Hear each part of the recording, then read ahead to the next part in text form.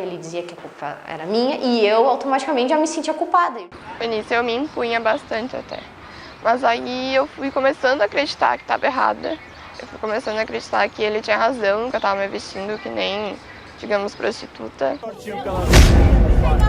Você vai vir pra casa comigo, não? Você quer tomar tapa na cara? Você quer tomar tapa na cara? A violência psicológica, ela vem através dessas palavras ofensivas, ou vem através de grito, de briga, ou vem, não precisa ser com grito, ela pode ser muito suave também e já pode ser uma violência. As ocorrências mais comuns são perturbação da tranquilidade, ameaça, que é a tão famosa violência psicológica, né? Que muita gente acha que às vezes não é grave e muitas vezes pode ser até mesmo mais grave que uma lesão cometida. A gente se conheceu pela internet, ele pegou o meu contato pelo amigo dele, e a gente começou a conversar, e papo vai, papo vem, a gente foi entrando, tendo uma intimidade mais, né?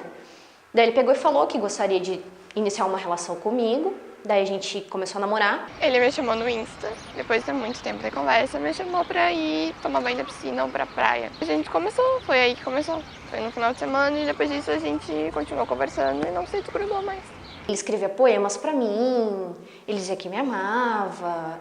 Quando a gente fez 7 meses de namoro, ele me deu uma aliança de compromisso. Ele era um príncipezinho, né? Não fazia nada errado, fazia todas as minhas vontades.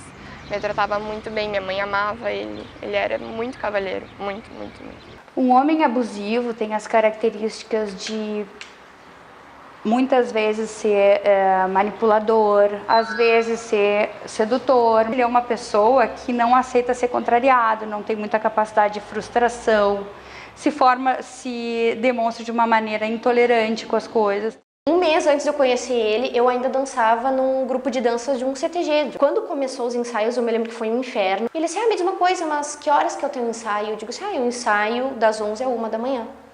E ele disse, mas que esperança. Aonde já se viu a minha namorada dançar até 1 da manhã com um monte de macho no salão? Aí o que eu fiz? Larguei uma coisa que eu gostava muito de fazer por causa dele, porque eu tinha medo de perder esse namoro. Ele começou a incomodar por causa das roupas. No início eu me impunha bastante até. Mas aí eu fui começando a acreditar que estava errada. Eu fui começando a acreditar que ele tinha razão, que eu estava me vestindo que nem, digamos, prostituta. Ele jogou fora muita roupa minha, que ele considerava errada, e eu deixei. Alguns dos sinais clássicos de uma relação abusiva incluem o controle das roupas da mulher, a desqualificação das referências afetivas dela, só ele pode ser importante, ele humilha constantemente e depois diz que estava brincando, o abusador chora e diz que vai mudar após ter atitudes abusivas.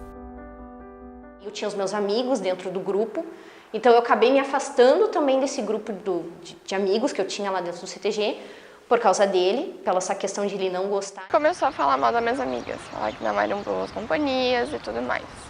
E de início ela até me impunha, né? Falava que não, que eram minhas amigas, sempre foram. Aí depois ele começou a falar da minha família, querer me afastar da minha família.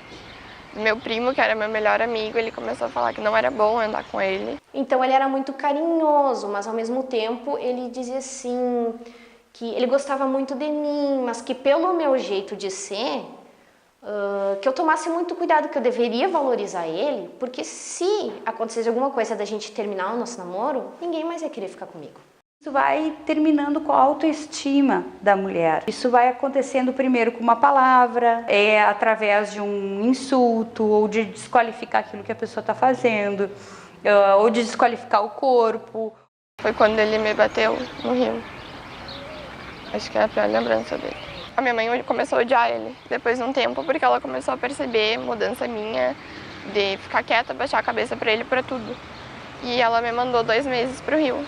Teve uma vez que eu acho que também é uma lembrança bastante marcante nele, que eu fui pegar a mão dele e ele pegou, tirou a minha mão assim, disse assim, não me toca, porque tu, não sei, tu tá sempre com a mão suada, eu tenho nojo de pegar da tua mão. E ele se foi atrás. E aí, não sei qual foi o motivo da briga, porque eu tava falando com meu primo, e ele me deu um tapa na cara. E aí continuou brigando, e depois ele me agrediu. Coisas que num primeiro momento parecem pequenas, mas que no fundo tolhem a liberdade daquela mulher e às vezes até a sanidade mental daquela mulher, né? Tudo isso engloba a perturbação da tranquilidade, que é considerada um crime, sim, na violência doméstica. A violência psicológica é a forma mais presente de agressão à mulher. Também é considerada um crime e está enquadrada na Lei Maria da Penha, apesar de ainda ser a violência menos discutida pela sociedade.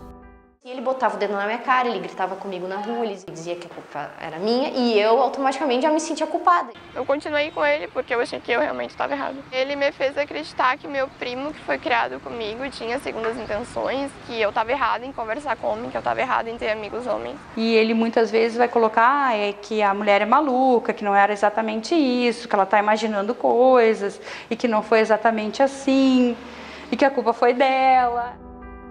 Grande maioria de um relacionamento abusivo, ele sempre vai tratar, ele vai dar os espinhos, mas ao mesmo tempo ele vai te preencher com carinho, com atenção para te ficar extremamente presa aquilo ali e não poder soltar. Eu fui vendo outra realidade. Eu consegui sair daquela bolha que eu tava. As pessoas foram me alertando, a minha mãe foi me alertando, eu fui no psicólogo até. E foi que eu bloqueei ele em tudo e sumi da vida dele.